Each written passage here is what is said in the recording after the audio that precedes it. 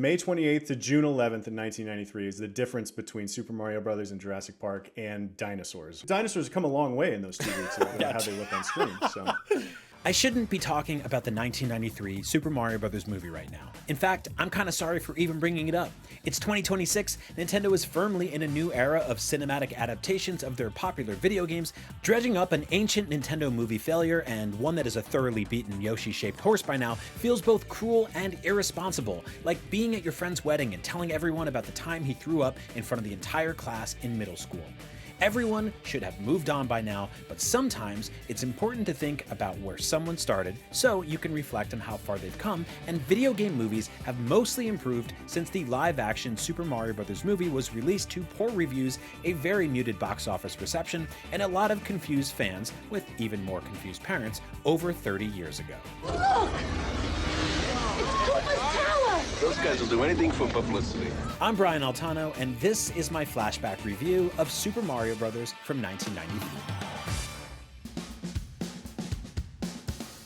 But hey, let's start with some positives. Despite so much of Super Mario Bros. Being a baffling interpretation of the source material, Bob Hoskins and John Leguizamo's takes on real-life Mario and Luigi going on an interdimensional road trip rescue mission actually works. Their banter is frequently charismatic, endearing, and fun, even if it's mostly quips and catchphrases as hallucinatory nonsense unravels around them.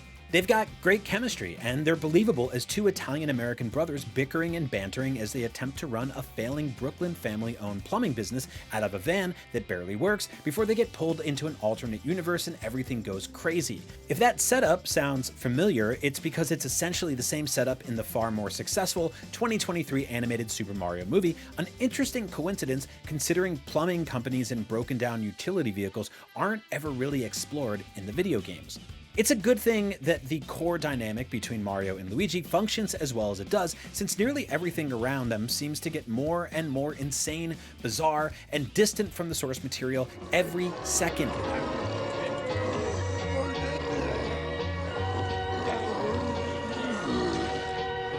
Super Mario Bros. Plays out like someone quickly read the back of the box of a Super Mario game and cobbled together something that attempted to fill in the narrative blanks with total nonsense, wrapped in set pieces that mix gritty New York street culture of the first live-action Ninja Turtles movie with Blade Runner's dystopian future, none of which really makes any sense for Super Mario.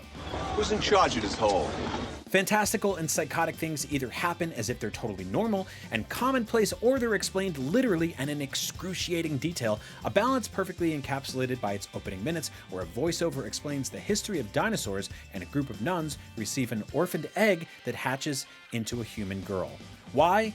No one knows, but it's possibly because one of the writers saw a picture of Daisy and another picture of Yoshi and decided they should be the same species. You are so fresh and so clean. Okay, so this is technically a movie review, so I'm now going to attempt to explain the plot of the movie with enough detail that you'll have a vague understanding of the story, but also vaguely enough that you don't get mad at me for spoiling it.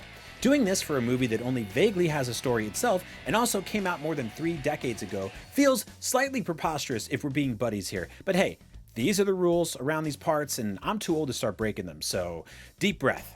Two brothers living in Brooklyn meet a woman whose job it is to dig up dinosaur bones under the Brooklyn Bridge, because obviously that's where the most dinosaur bones are, and because the engineers who build bridges somehow didn't find them despite there being so many bones down there. And also, they have no problem with people digging for dinosaur bones under functional bridges because that seems safe and fine for everyone involved. The woman gets kidnapped by two vaguely Italian guys from another dimension, and then the two slightly less vaguely Italian brothers fall through a magical illusory wall to find her, landing themselves in a manic lizard-themed version of Manhattan where everything is covered in wet webs and the cops are somehow more corrupt than in real life. From there, a villain leader who orders fast food using a gun pointed at his television makes everyone's life slightly difficult because he wants the woman's necklace, and he also does evolution experiments on his employees, which they all seem okay with.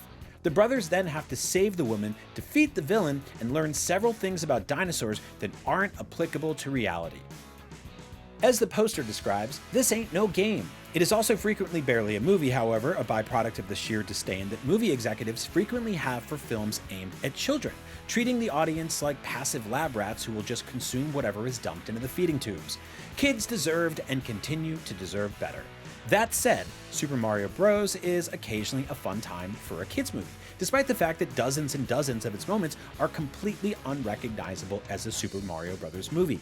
It's fast-paced, occasionally funny, and has likable protagonists taking on a big campy bad guy. It's also got lots of stuff that kids thought were cool in the early 90s, like tyrannosaurs, big vehicles with unnecessary stuff glued on them, like they're from an action figure line, fireball guns, a zip line, and prostitutes, question mark?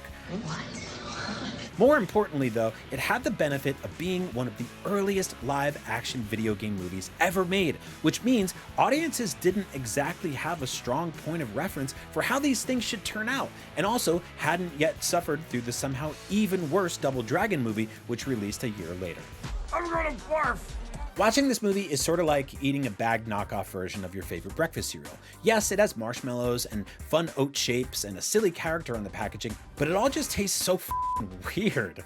These aren't General Mills Lucky Charms, they're First Street Magic shapes, where the leprechaun mascot is replaced with a clip art blue dinosaur and an off-putting saccharin paste slowly builds up on the roof of your mouth the longer you spend consuming it.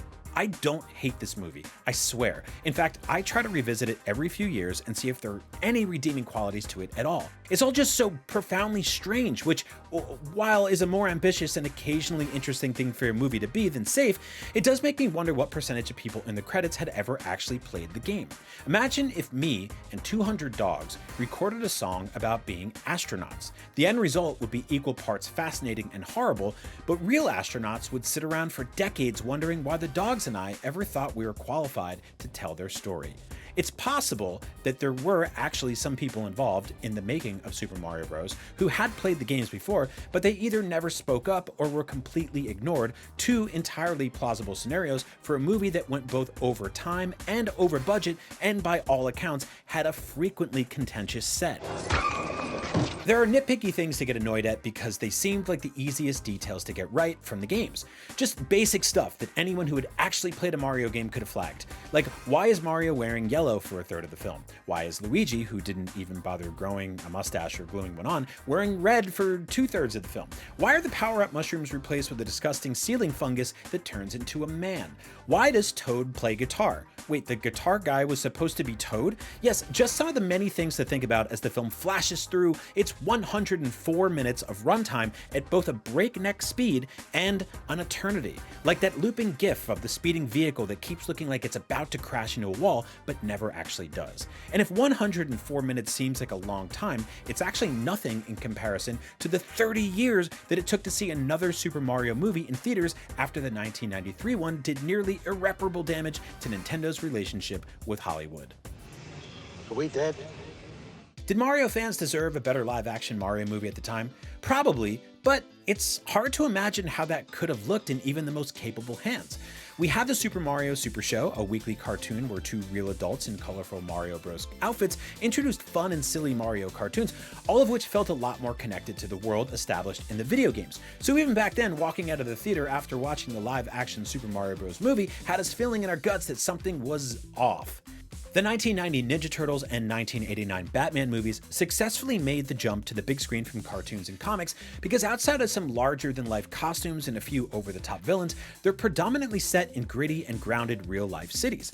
Sure, sometimes the Turtles have to go to Dimension X to fight a talking brain, and Batman has to beat up a shape-shifting theater actor, but in the late 80s, early 90s, the directors of these respective films expertly used modest practical effects, physical sets, and a little thing called restraint to expertly pick and choose which elements to carry from the source material to the big screen, resulting in two classic adaptations that fans still adore today. That is very much not the case for the Super Mario games, set in the completely fantastical and surreal Mushroom Kingdom, a place where turtles can fly, clouds can kill you with spike balls, and anthropomorphic bullets hover above you as you race to scale a large flagpole. No amount of time, money, or dedicated fandom could have nailed that world perfectly in 1993, or even in 2026, as there hasn't been an attempt at a live-action Super Mario Bros. Movie since. That's not to give this messy film a free pass, however. Just because let's make a live-action Super Mario movie is an inherently flawed premise today, or any other day in history, doesn't excuse the dozens and dozens of completely unhinged and demented and deranged decisions that the 1993 movie makes with an overwhelming amount of confidence every 3 seconds, right down to the final scene where it has the audacity to end on a cliffhanger meant to be resolved in a sequel that no sane businessman on Earth would ever greenlight. You gotta come with me. I need your help. What's wrong? You're never gonna believe this. Not only did it never get a second film, but you can't even buy, rent, or stream Super Mario Bros. Digitally by any legal means these days, presumably because Nintendo would rather have their recent Illumination animated movie of nearly the exact same name dominate your search results instead, kind of like the prevailing theory around Dubai chocolate, which I'll let you look up that one yourself. 1993's Super Mario Bros. Gets a 5. It's a relic as one of the first live-action video game adaptations. It had to crawl so the others could walk. It's got a solid core cast of characters thrust into a psychedelic smattering of scenes, hastily glued together in nearly offensively stupid ways, but it's also so strangely ambitious at times that it's hard not to respect whatever it is it's trying. Whether you've never seen it, revisit it often, or are actively suppressing memories of it for your own sanity, we can all agree that we'll continue to get bad video game adaptations forever, surely. But for better or worse, we'll never get one quite like this one again. Hey everybody, that was IGN's review of 1993's Super Mario Brothers, just 30 years or so late. I'm Clint Gage. Joining me, I'm lucky to be the Luigi to his Mario. It's Scott Collura. Hello. But more importantly, we've got Brian Altano with us for this flashback review. Brian, how's it going, man? I'm good. I don't know if this makes me like a Wario, a Waluigi, a Bowser, really anyone. Probably it's Bob Hoskins. Yeah, you know what? Just I'll take knew it. that I realized I have his in-movie character action figure because of course I do. I knew there was a reason we asked you to do this. You hit me up and you were like, "Hey, do you want to review the Super Mario Brothers movie?" And I think I like paused for a second. I was like, "Oh, the new one, right? The Super Mario Galaxy comes out very soon. Great, that'll be a good time." And you were like, "No, the 1993 one, The old shitty one." Yeah, I was probably like 12 or 13 when this movie came out, and I had already known everything there is to know about the games. I was a huge fan of the NES games. The Super Mario World had just come to Super Nintendo a year or two before. I had a visual identity for what Yoshi looked like, right? And then this movie comes out, and it is attempting to take everything that we love from Super Mario Brothers and put it into a live-action kids movie.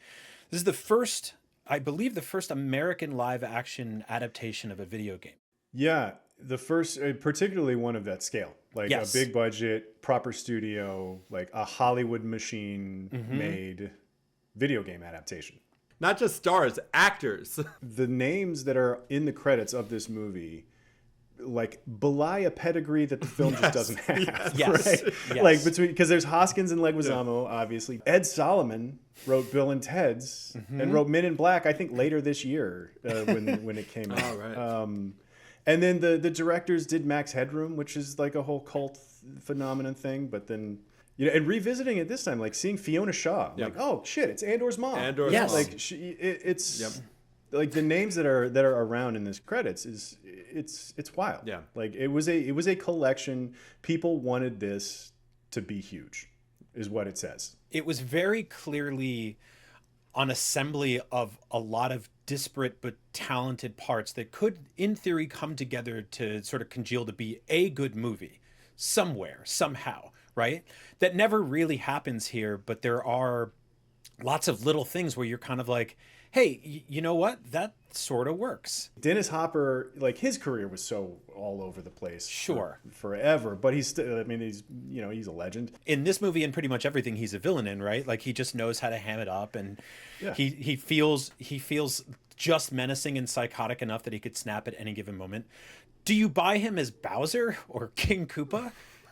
Never. For a second, does that even register as in your head? I think like they were like, okay, so Mario's got Yoshi in it, right? And Yoshi's a dinosaur. So how do we explain dinosaurs to kids? And so the movie opens with this weird 16-bit filter over like clip art of dinosaurs.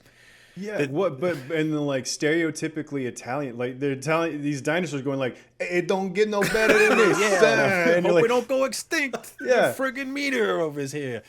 And then all of a sudden it goes like, then there was a timeline shift, and in one of those timelines, dinosaurs are still here, and you're like, wait, what? You're losing me. Yeah. And then it cuts to a woman delivering a bundle of something to the steps of a church. And then a bunch of nuns open up a blanket, and inside is an egg that hatches into a baby girl. And you're like, it's a tiny okay, little hold Samantha on, Morton. hold on. You lost me. You lost my parents. You lost the kids. Everybody in the room is suddenly extremely confused.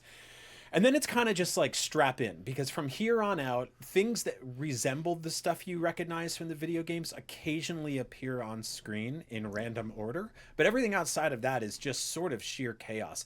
And in some ways, you kind of just have to respect that they just went for whatever it is they went for here. It's got such a manic energy too, right? Mm-hmm. Like right out of the gate, it's like, we're gonna try so hard to make this movie good. We're not gonna stop. Like we're not gonna blink for the next hour and 44 minutes. You know, it's like there's a few creepy moments too, like when it's Samantha Mathis, is that the actress? Samantha Morton. Samantha Morton. When the mob bosses show up at her dig site and he's like looking her up and down, and I was like, yeah, it's a family movie. Well, and he threatens to kidnap and presumably sexually assault her. Is the insinuation in this of kid's that movie. Yeah. I do think it's funny, like in this movie's place as the first of something, right? Yes. Like you have to be forgiving of a lot of the warts, right? And I do think that 30 plus years worth of video game adaptations that we've gotten, and they've gotten better recently. This has been a fairly recent development that they've gotten better. I do think that history and the development of video game adaptations as a sort of a subgenre has been kind to this movie in a strange way. I agree. I think that's exactly it. Like it's hard not to be sort of amazed at the swings they took, just because there like literally wasn't a playbook at the time, right? Yeah. Like the only version of Mario we had seen in sort of live action was like on the Super Mario Super Show, where he's introducing cartoons, and that's brief, like very vignette-y, sort of just like hanging out in this like apartment with some pipes. It's slapstick and goofy. And it just kind of comes and goes, right? That it's just them. It's Mr. Mario's neighborhood. That's all it is. Yeah, it's just them being like, check out some short cartoons, and it comes back. Right. Wow, that Koopa guy's out of his goddamn mind. Okay, cool. Coming up next, we got to get out of this room because this turns into a New Jersey opium den 15 minutes after we wrap. And so with this one, it was just kind of like, you know, we know about the production issues that happened here because it was this husband and wife directorial team that were basically openly fighting with everybody. There's this great Bob Hoskins quote about how the movie went like 10 weeks over, and he had his son was like, "Why'd you make this movie?" And he's like, "Well, you know, you needed shoes." And he's like, I didn't need shoes that badly. Like, I could have worn my old shoes, Dad. Like, video game adaptations have not gotten out from under the weight and the mistakes of this movie. But I totally agree with what you said, that the further we get away from this, the more you can kind of look at it with a different lens and just kind of be like, this is fascinating for so many reasons. One, because a big thing that we know now is Nintendo and a lot of other, Disney and Sony and all these other companies are, for the most part, really protective of their brands. Nintendo specifically are like, when they put Bowser appeared in Wreck-It Ralph. And a cool thing about that movie, which is a video game movie effectively, is that there's this scene where there's all these villains in therapy and anger management, basically. And all the villains came together, and the story behind the scenes of that was that every single intellectual property holder was like, my guy has to be the biggest. And Disney was like, they're all going to be the same size, except for the short ones. Just stop. Yeah. Okay. Yeah. And it was like, well, they can't do this, they can't do that. At the time, Nintendo was basically just like, what are you doing? Oh yeah, that sounds fine. We'll see you at the premiere. Go nuts. Times have changed, right? Yeah, times have changed, and I think that's really cool that this existed at some point, right? Nobody knew what to do, and everybody wanted to do something different. Mm-hmm. Like the development of this, you mentioned how weird the production was, but even the development of the script, like the first script was written by the guy that had just won an Oscar for Rain Man, and he was writing the first draft of this movie, and like you read some of the things about like, we want it to be like Wizard of Oz, or we want it to be like Laurel and Hardy, like these sort of like lofty, kind of, and you can see Ninja Turtle. You mentioned Ninja Turtles in your review too. You can see the influence of the recent successes, even Tim Burton's Batman. Yeah, like there's some of that DNA in there too, and Blade Runner, and all of these things that people are the moons that these people were shooting for were so across the sky that like none of it added up to anything. But taken individually, they're interesting shots to take, you know? The movie reminds me a little bit of David Lynch's Dune in that the movie doesn't work. It's not a good movie. But in that, why not? But no, but as you say, like there's these weird little bits and pieces of originality in it that are actually interesting and funny, and then some stuff that's just bad and horrible, you know? Yes, yeah. And I think that's exactly the sort of maturity that I think should come with age, right? Where you are able to look at something like this in hindsight, away from being a disappointed kid or a confused parent, and just sort of be like, okay, so like all the things that Clint just listed, like those are all really good ideas on paper. There's a really cool cast. They built a bunch of really interesting sets. And so clearly, like, there were a bunch of hearts in the right place. It just didn't ever come together into a cohesive thing. And it is so fascinating to see them try to take specific elements from the game that were really fun, or even just moments that happen. And they're like, well, how do we movieize this, basically? And like, there's a scene where they take the central cast and they're like, we should put them down a warp pipe.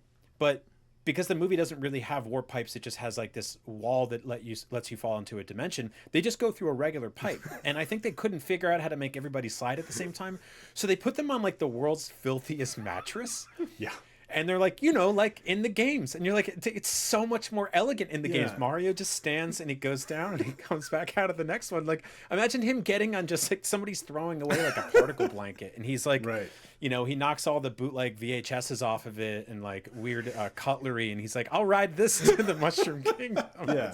Or that's why you had to kill all those Koopas, because you needed their shells to travel the warp pipes, you know? Like, and that they're like practical excuse for everything. They're like, all right, well, instead of throwing fireballs, he's got like a fireball gun and he's got a plunger gun. He can't just jump because he ate something that makes him jump higher. We're going to give him these mechanical hopping boots that, you know? Yeah. And so they have these like very grounded in-universe explanations for stuff that also has like a de-aging, de-evolution machine that turns people into Goombas. Like, sure. It also turns people into geniuses too, which I thought was funny, just depending on which direction you turn the dial. You know?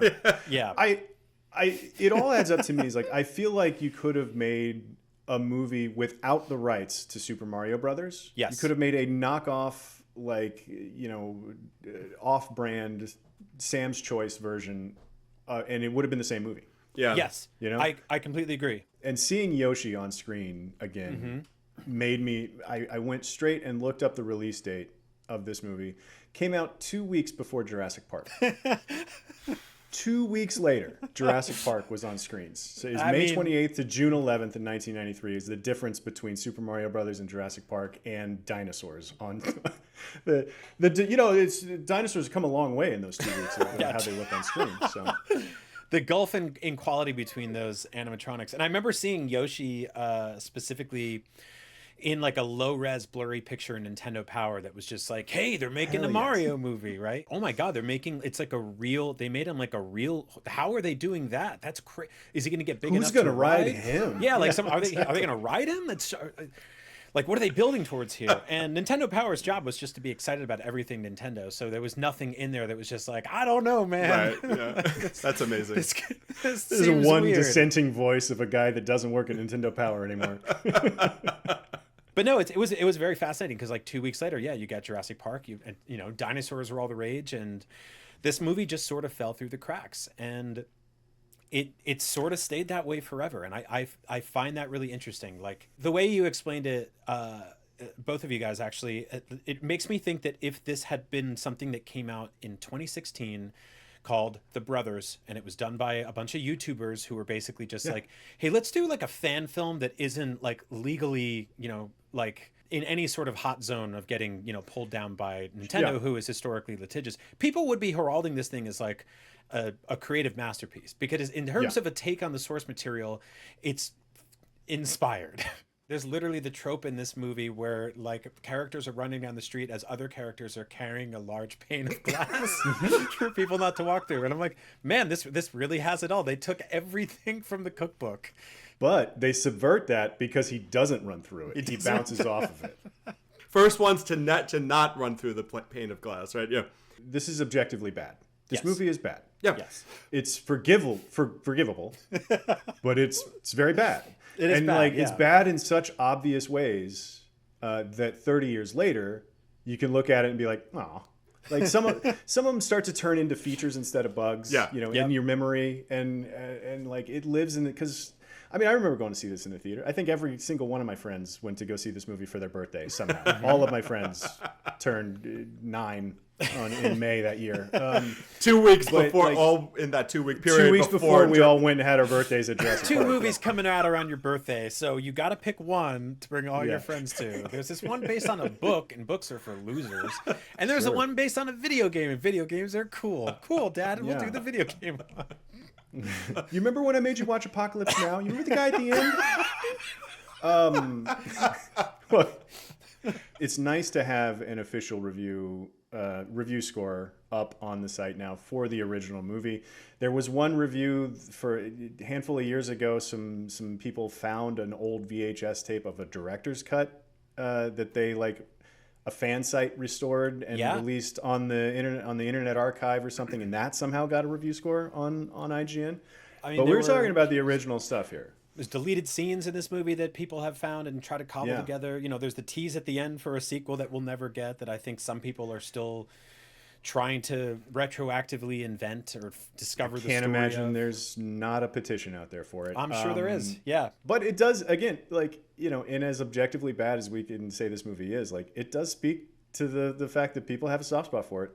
If they're, you know, they're still out there trying to track down VHS copies. But we don't need to do that today. I feel like we've done enough here. Brian, thanks again, man, for reviewing a bonkers as hell movie. This was fun. Of course. I'm happy to do it again in another 30 years. Great. Yeah, we'll revisit. We're going to accidentally delete all of our reviews 30 years from now, and we'll have to do it again. But thank you, everybody, for watching another Flashback review. We'll be back with another one. So be sure to subscribe to IGN wherever you like to watch. We'll see you next time.